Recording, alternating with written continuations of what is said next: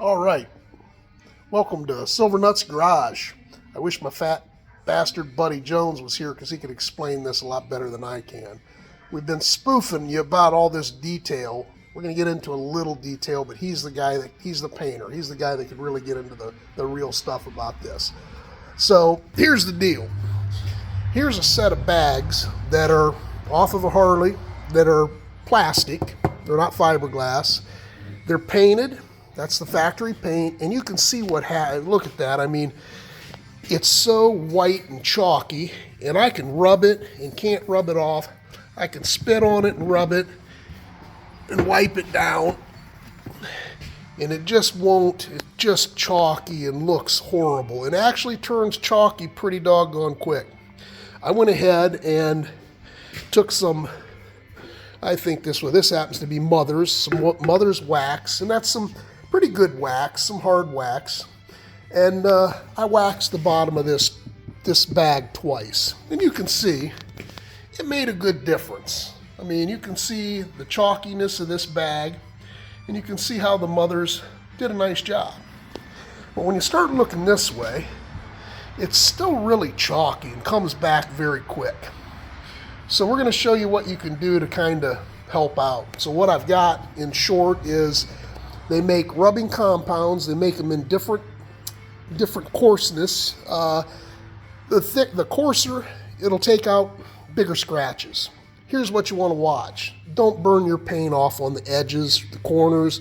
Don't burn through your clear coat. You're going to create another problem. So you can always go a little heavier.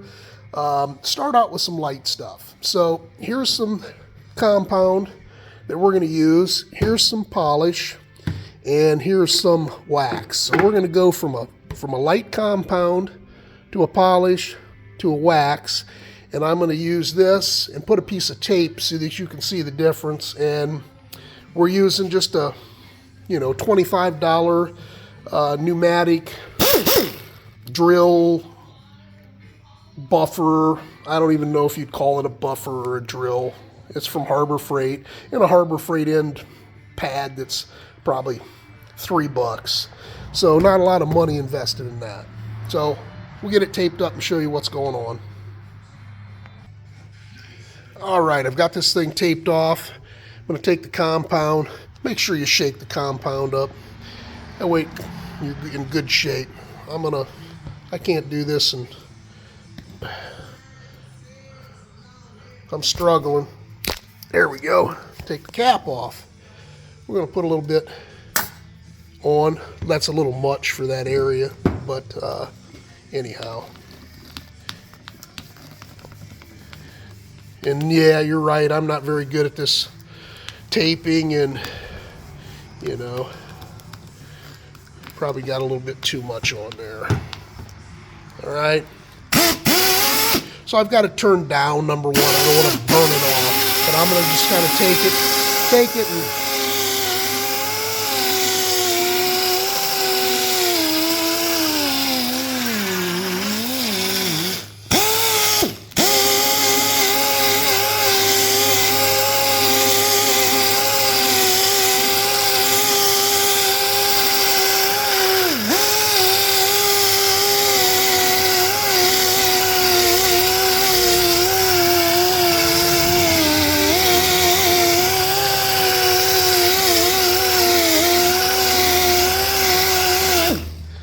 all right, that's about all for now. If I need to, I'll go a little bit more. I'm going to let that dry up a little bit, and then I'm going to wipe it off and see what it's like.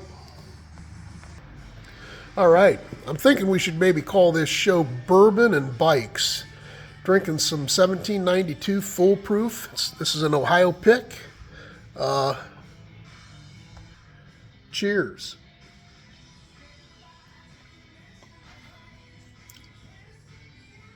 Good stuff. Good stuff. All right, so look. I went ahead and used this Mother's wax. And yeah, that's a red shop towel. We're not concerned about scratches too much. We ride them. I don't care what they look like most of the time. But anyhow,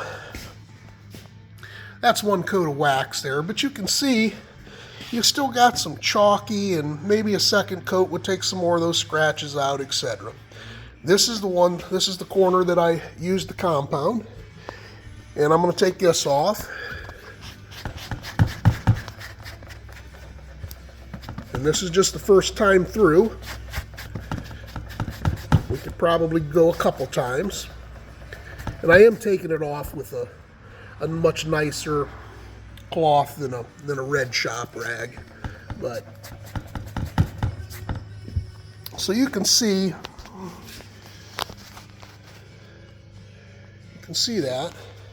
And for the first time through, compared to this, okay, especially with the light in it, you know, you can see it's not too bad. So I'm not going to get crazy on this. That's the first buff. I'm going to go ahead and go to step 2 and shake a little polish up. Ooh, a little too much polish.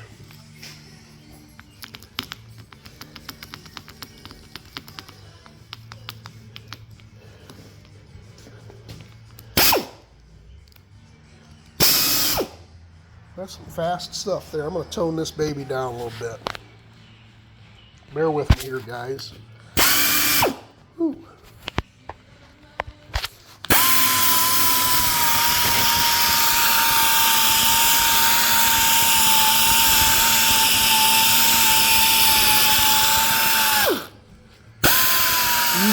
Easy on the corners.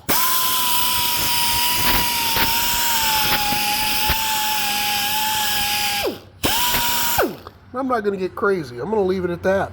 Make it simple. We'll let that dry and we'll come back and knock that off. So while we're waiting for that to dry, I'll tell you, if you want to get into detail stuff on wax and buffing, I'm sure there are 150 YouTube channels out there that'll give you big detail. This is nothing but a fun in your garage stuff that you can do without hurting your paint and make things look pretty good. So I'm going to knock this off here. This is just polish. This isn't any wax or anything like that. We've buffed it, and now I'm going to do a little polish removing action.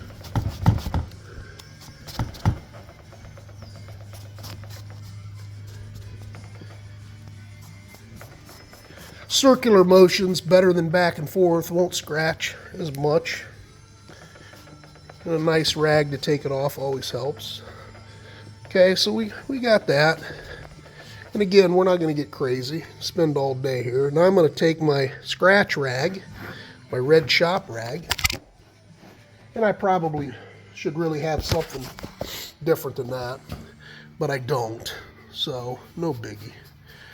We're going to put a little circular coat of wax on that, and then we're going to let this thing dry, and we'll buff it off, and we'll put maybe a second coat on, and then we'll peel this tape off and see the difference. Let's let that dry. All right, that's dry enough. We're going to go ahead and take that first coat of wax off, and we might just leave it with the one coat. Should be able to see a difference once we get this going. Take that tape off. We'll be back shortly. All right, there you go. So here's a scoop. There's a coat of wax, and you can see there's still scratches, and it's still got some gray in it, some dullness. There's how the bags were originally, and you can see that's just in the paint on the finish. And I'm not sure why that does that. Maybe someone can comment. I'm sure my buddy knows. And then this is with some compound and some polish, and then, you know, one coat of wax I did. So, you know, and it's not perfect by any means, but I think it's a huge difference to bring your bike back to look really nice. Again, you want to get into some crazy detail, I'm sure there's people out there that tell you everything you want to know about this stuff. This is what you can do in your garage. Have fun, don't burn your paint up. Start small, go big. And remember, smack that monkey, spank that bell, and pat that poodle bug, or whatever the hell you're supposed to do. See ya.